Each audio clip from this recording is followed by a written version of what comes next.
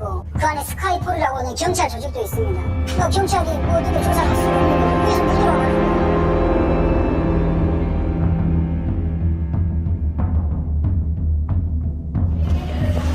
지금 인정하십니까?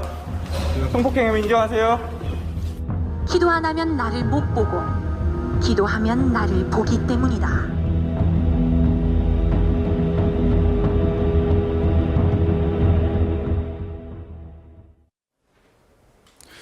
기독교 복음선교회 JMS의 총재 정명석 씨의 만행이 최근 넷플릭스 다큐멘터리로 또 한 번 관심을 받고 있습니다.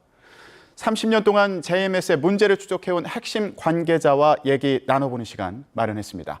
JMS 피해자 모임 엑소더스의 전 대표였던 단국대 김도형 교수 모셨습니다. 안녕하십니까? 안녕하세요. 네. 자, 30년 전부터 JMS 총재 정명석 씨를 쫓기 시작하셨습니다. 예. 피해자 분들을 돕는 역할을 해오신 건데요. 일단 교수님에 대해서 궁금하신 분들을 위해서 소개를 좀 부탁드릴게요. 예, 제가 대학 시절에 친구의 소개로 이제 일반 교회로 생각을 하고 교회를 가게 됐는데, 바로 그것이 몇 달 다니다 보니까 이제 정상적인 교회와는 거리가 먼, 요즘 사회적으로 큰 문제화된 JMS라는 단체였고, 알고 보니까 이 교회가 아니고 거의 범죄단체라는 걸 제가 알게 됐고, 20세기, 21세기 어떻게 이런 일이 있을 수 있나 세상은 전혀 모르고 오히려 언론에서는 연합대학의 학장님이라고 정명석을 칭송하는 걸 보고 이건 뭐 잘못돼도 단단히 잘못됐다라는 생각이 들어서 이제 싸움을 시작하게 됐습니다. 예. 최근에 정명석 씨를 다룬 다큐멘터리가 많은 관심을 받고 있는데 교수님이 이제 거기에 나오신 것도 봤어요. 예. 이 다큐멘터리는 어떻게 참여하게 되신 거예요?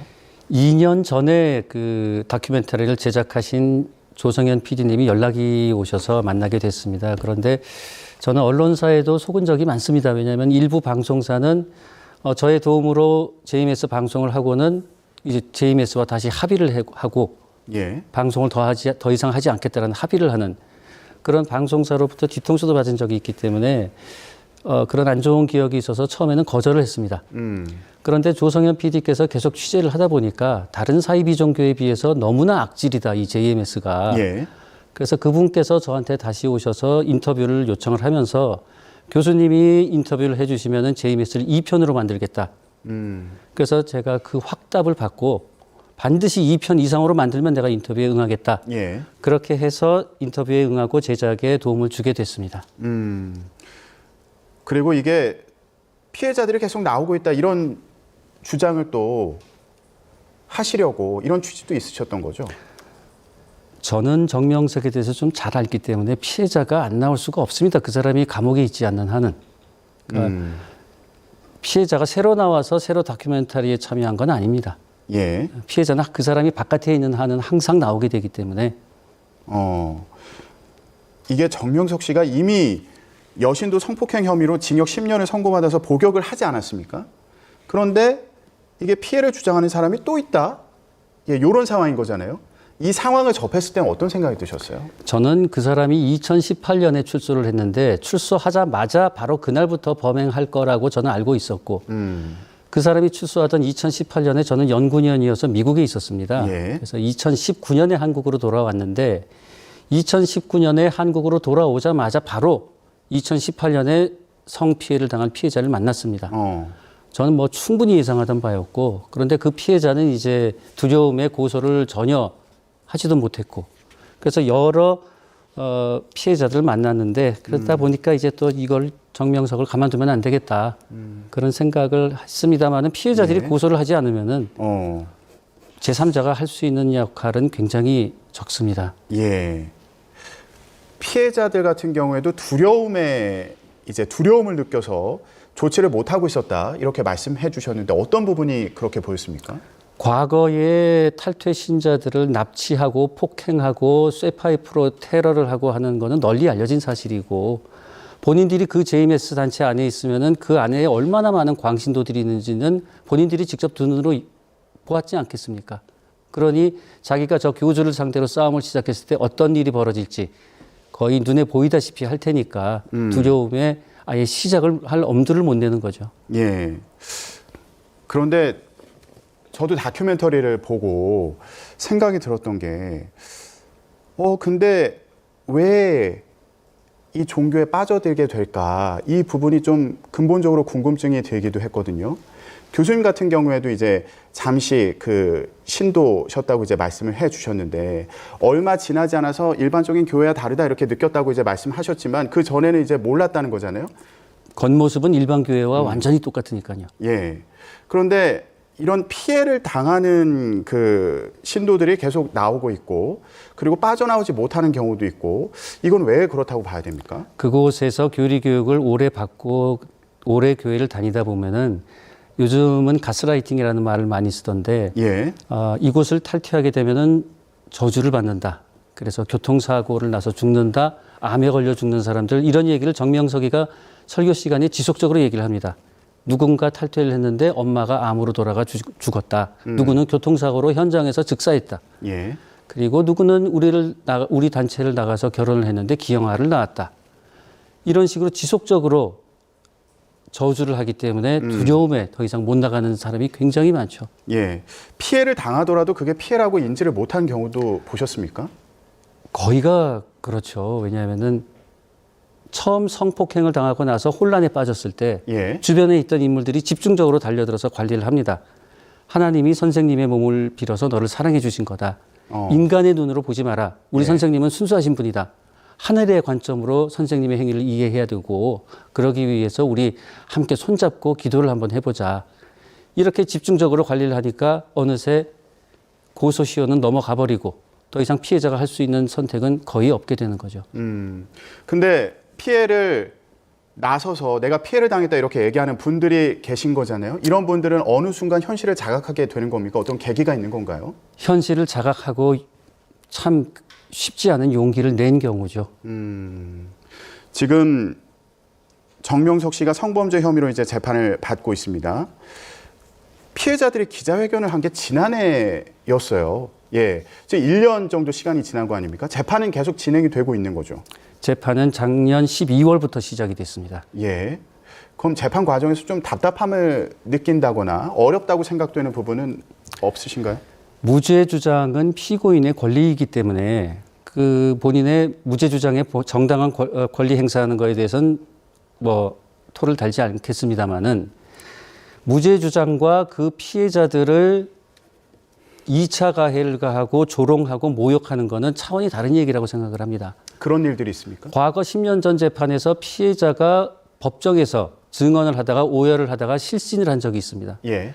그래서 재판이 중단되었다가 다시 시작이 됐는데, 그 당시 정명석의 변호인이었던 어떤 여자 변호사가 했던 행위가 이겁니다. 재판이 다시 시작되자 한 말이, 저도 여자인 변호사로서 가슴이 아프네요. 김도형이가 쇼하라고 시켰습니까? 이게 그 여자 변호사가 피해자 증인에게 했던 말입니다. 예. 이런 행태가 지금 다시 시작되고 있고, 그래서 지금 정명석 변호인들에게 제가 말씀드리고 싶은데, 제발 피해자들 윽박지르고 조롱하고 모욕하는 짓 이제 그만하십시오. 그리고 또 하나 부탁드리고 싶은 게, 지금 재판에서 변호인들이 앞장서서 증거를 조작하고 있습니다. 피해자들이 고소를 하니까 이 피해자들의 주장이 거짓이다라는 주장을 하기 위해서 현재 JMS 안에 있는 신도를 변호인이 차에 태워서 정명석을 만나게 합니다. 예. 만나게 하면서 JMS 본부 관리자에게 전화를 해서 CCTV 꺼라, 이렇게 지시를 하고 만나게 하죠. 예. 정명석은 그 JMS 여신도에게 이렇게 말합니다. 내가 하늘로부터 말씀을 받았다. 그러니 너는 경찰청에 가서 사실과 다르게 진술을 하는 것이 하늘의 은혜를 갚는 길이다. 이렇게 지시를 한다라는 증언이 나왔고, 변호인들이 모범답안까지 제시를 해서 사실과 다른 모범답안까지 제시를 해서 이렇게 진술을 하라라고 교육을 받았다라는 증언이 나왔습니다. 그러면 성범죄 피해를 당했다는 피해자들도 아까 말씀하신 것처럼 그런 범행을 당하는 과정에도 이게 내가 피해를 입었다 인지하기가 이제 힘든 경우가 있다고 말씀해 주셨고요. 지금은 이제 다른 진술을 해라, 이거를 이제 지시하는 경우도 있다 말씀해 주셨는데, 그렇게 명령에 따르도록 순응하도록, 그러니까 세뇌한다고 해야 되나요? 뭐 그런 정황에 대해서도 이제 알고 계신 거죠. 어떻습니까? 이미 세뇌가 된 상황이기 때문에 정명석이가 여신도에게 하늘의 은혜를 갚기 위해서 넌 경찰청에 가서 거짓말을 해라 라고 지시를 했을 때 혼란스러운 상황에서 이미 세뇌가 된 사람이기 때문에 그렇게 할 수밖에 없죠. 그렇지만 그래서 경찰청에 가서 거짓 진술을 했는데 그 후에 양심의 가책을 느껴서 정명석에게 직접 얘기를 했답니다. 나 예. 이제 더 이상 거짓말 못하겠다. 당신 이제 진실을 얘기해라. 호주와 홍콩 피해자가 거짓말하는 거 아니지 않느냐. 예. 정명석 씨 당신 계속 거짓말하면 나도 당신 고소할 거다. 이렇게까지 했는데 변호인들은 무마하는 데에만 급급하고 있습니다. 예. 자, 이런 그러니까 성범죄 과정이나 그리고 이후의 수사 과정에서도 그러니까 신도들을 세뇌해서 유리한 정황을 만들어가고 있다. 조작이죠, 거의. 예. 자, 근데 이원석 검찰총장이 이런 얘기를 했습니다. 정명석 씨에게 범행에 상응하는 엄정한 형벌이 선고될 수 있도록 최선을 다해라, 다해달라.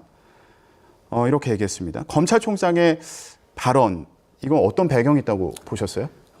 먼저 관심을 가져주신 거는 감사하게 생각을 합니다. 아마도 그런데 제 생각에는 그것이 이번 다큐멘터리 방영으로 여론에 떠밀려서 하신 말씀은 아니길 바라고요.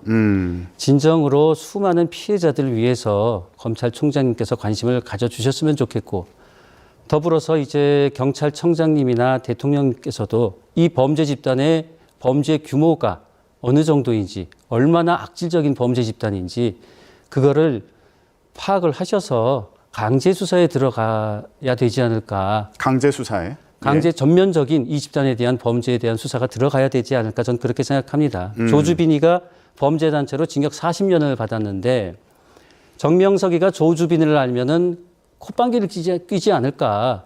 너는 겨우 그 정도로 40년을 받았냐. 난 이만한 범죄로도 겨우 10년밖에 안 받았다. 정명석이는 조주빈을 아주 가소롭게 여기지 않을까. 전 그렇게 확신합니다. 예. 자, 그렇다면 정명석 씨가 이 세력을 계속 유지하는 배경은 뭐라고 보십니까? 사회 곳곳에 신도들이 있고요. 법조계, 언론계, 군, 국정원, 대학 교수, 이게 사회의 오피니언 리더들을 전부 확보하고 있고 그리고 과거에 정명석을 고소했던 성폭행 피해자들이나 저를 상대로는 돈을 목적으로 정명석 총재를 모함했다. 이렇게 신도들에게 계속 세뇌를 시키기 때문에 집단이 계속 유지가 되고 있는 겁니다.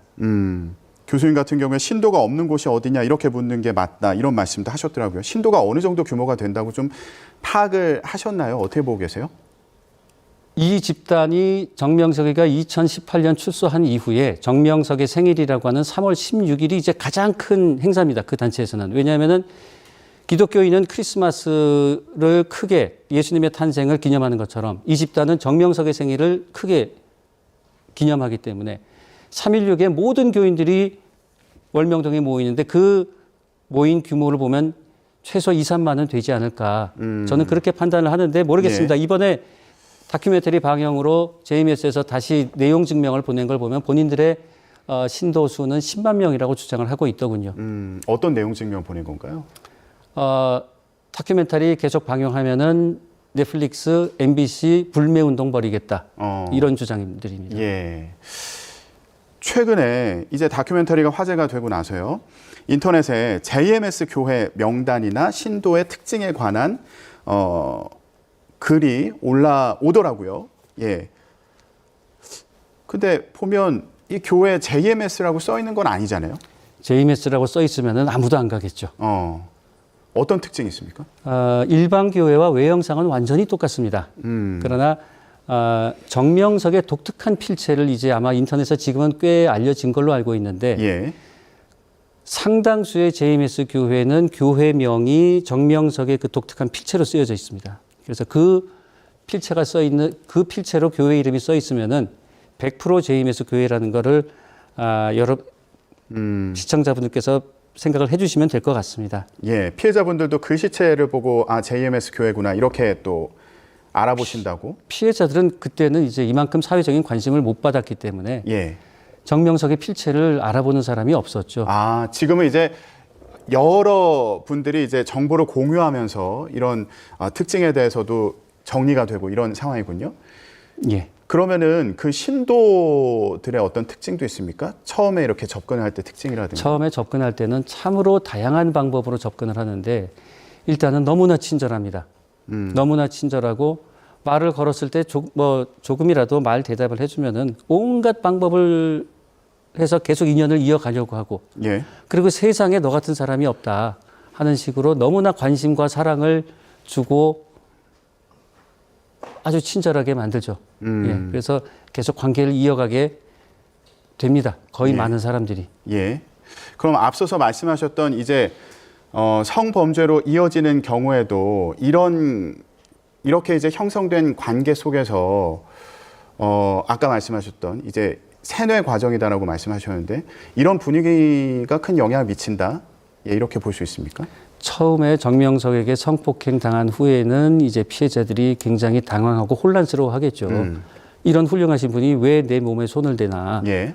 그랬을 때 바로 이제 인간적으로 친밀하게 다가왔던 그 사람들이 가서 집중적으로 관리를 하는 겁니다. 아까 말씀드린 것처럼 선생님의 행위를 인간의 눈으로 이해하지 마라. 하나님의 맑은 눈으로 그분의 행위를 이해를 해야 된다. 신성으로 이해해야 된다. 예. 우리 함께 기도하자. 이렇게 다시 재차 가스라이팅을 하게 되는 겁니다. 자, 이런 교수님도 한때 잠시 신도셨는데 그때 봤던 정명석 씨에 대한 느낌은 어땠습니까? JMS 신도라고 하는 것은 이제 교리교육을 마쳐야 정식 신도인데 저는 교리교육을 다 마치지는 못했습니다. 교리교육을 다 마치기도 전에 정명석의 설교를 직접 듣게 되는 행운을 제가 가지게 됐는데 정명석의 설교를 직접 들었을 때는 세상에 어떻게 저렇게 무식한 인간이 다 있나. 교회라는 사람이 어떻게 저렇게 목사라는 인간이 저렇게 말을 함부로 하고 대학 교수들 전부 나한테 와서 배우라 그래. 그랜드 캐년을 빗대서 근연도 개년 막 쌍욕을 막 해요 그냥. 뭐 저런 인간이 다 있나 싶은데 신도들은 거기에 대고 아멘 아멘 하는 겁니다. 이 사람들은 이미 교리교육을 마쳐서 이제 재림예수라고 믿고 있는 상황이기 때문에 예. 그 어떤 짓을 하든 간에 감사하게 생각하는 사람들이죠. 교리교육을 받으면 이제 아까 말씀하셨던 것처럼 빠져들게 된다? 교리교육을 마치면은 그때부터 정명석의 직접 설교를 듣게 됩니다. 일반인들은 요즘 다큐멘터리에 나오는 정명석의 설교를 보고 어떻게 저런 데 빠지나라고 생각하실 텐데 예. 이 집단이 40년의 사기 노하우가 있기 때문에 일반인들이 그렇게 쉽게 우습게 볼 여지가 쉽게 보시면 안 됩니다. 교리교육을 아주 세밀하게 마친 다음에 예. 재림예수로 받아들이게 한 다음부터 정명석의 설교를 듣게 하기 때문에 아주 예. 교묘한 방법이죠. 예. 자, 그렇다면 이제 30년 정도 시간이 흐르지 않았습니까? 지금 보는 정명석 씨, 예. 어떤 사람이라고 생각하세요? 저는 그 사람을 처음 만났을 때부터 정상인으로 보지는 않았기 때문에 뭐 범죄 백화점이죠. 그 사람은 성범죄에다가 테러 지시에다가 최근에는 신도들로부터 헌금을 받기 위해서 대부업체를 알선해줘가지고 교회 차원에서 대부업체를 알선해줘서 신도들한테 대출받아서 그 돈을 교회 헌금으로 받는 짓도 하고 있습니다. 그런 증언도 나왔습니까? 이거는 제임스 신도들이면 굉장히 잘 아는 사실입니다. 그런 부분에 대해서도 뭐 경찰에 신고가 들어가거나 한 부분이 있나요? 신고를 한 것으로 제가 확인한 바는 없습니다만은 그래서 이 모든 것을 종합적으로 판단했을 때 더 이상은 피해자들의 고소에만 의존하는 수사를 벗어나시고 예. 강제 수사로 돌입할 시기가 되지 않았나 그렇게 말씀을 드리고 싶습니다. 저는. 예. 자, 이런 과정에서 30여 년 이제 시간이 흐르는 동안 여러 어려움을 겪으셨다고 들었습니다. 아버지도 테러를 당하셨다. 이런 얘기도 들었습니다. 두렵지는 않으세요? 두렵지 않았다면 거짓말이죠. 그런데 그 행태들이 범죄 행각들이 너무나 악랄하기 때문에 두려움을 이길 수 있을 만큼의 분노가 있다고 할까요? 그랬던 것 같습니다. 두려움을 이길 정도의 분노가 있었다. 예. 근데 직접 나서신 이유는 뭐예요? 누군가가 나서주면은 제가 안 나섰겠죠. 지금도 저는 그런 심정입니다. 예. 계속해서 성범죄가 벌어지고 있는데 아무도 나서질 않으니 그 말씀이 적절할지 모르겠지만은 미친 개 한 마리가 온 동네를 돌아다니면서 아무나 물어뜯고 있다면은 누군가는 몽둥이를 들어서 좀 패야 되지 않겠습니까? 누군가 대신 몽둥이를 들어줬으면 좋겠는데 아무도 안 들기 때문에 어쩔 수 없이 나서게 됐습니다. 예. 지금은 좀 뜻을 같이 하시는 분들이 늘고 있는 상황인가요? 피해자들이 직접 나서서 증언하는 게 가장 큰 힘이죠. 자, 지난해에 그동안의 그런 활동 그리고 경험하셨던 그런 내용들을 담은 에세이를 2권을 출간하셨더라고요. 근데 말씀을 보니까 이거 3권이 나올지 말지는 정명석 씨에게 달렸다 이렇게 말씀하셔서요. 이건 어떤 의미인가요? 저도 2권으로 나올지는 몰랐습니다. 책을 집필을 하다 보니까 양이 많아져서 2권이 됐는데 이 책을 내면 분명히 이제 JMS 집단에서는 또다시 소송을 걸고 저를 괴롭히기 시작할 것이기 때문에 경고하는 차원에서 이 책의 출판을 빌미로 너희들이 또다시 나에게 소송을 걸고 싸움을 걸면은 과거처럼 전면전 다시 한번 해보자라는 경고 문구를 남겼습니다. 마지막에. 예. 근데 다행히 이제 그쪽에서 연락이 와서 일체 소송 걸지 않을 테니까 더 이상은 하지 마라.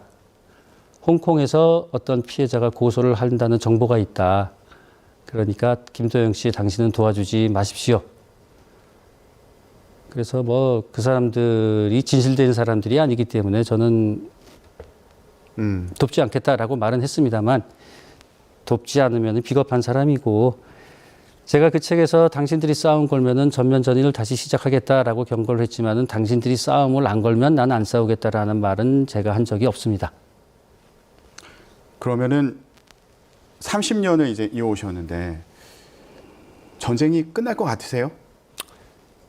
제가 끝내는 게 아니고 수사기관에서 끝내주시고 지금도 겁에 질려서 숨어있는 피해자들이 나서주셔서 그 피해자들이 끝내주셔야 됩니다.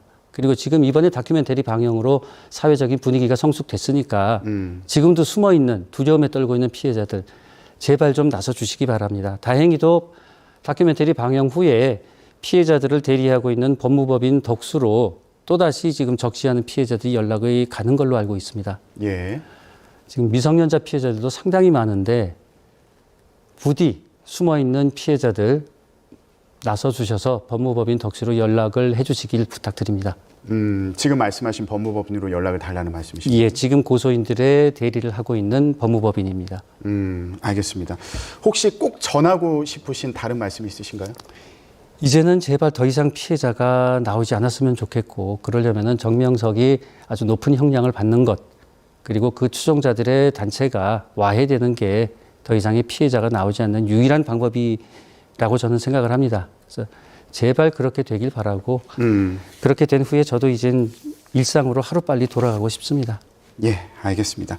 검찰총장도 엄정한 형벌이 선고될 수 있도록 최선을 다하라 이렇게 얘기를 했는데 앞으로 재판이 또 어떻게 진행되는지 또 지금 말씀하셨던 여러 상황에 대해서도 진척되는 상황이 있는지 지켜보기로 하겠습니다. 저희가 관련된 내용을 정확히 전달해 드리기 위해서 그 과정에서 표현이 거칠었던 점 양해 부탁드리겠습니다. 네, JMS 피해자 모임 엑소더스의 전 대표였습니다. 단국대 김도영 교수와 함께 얘기 나눴습니다. 말씀 고맙습니다. 감사합니다.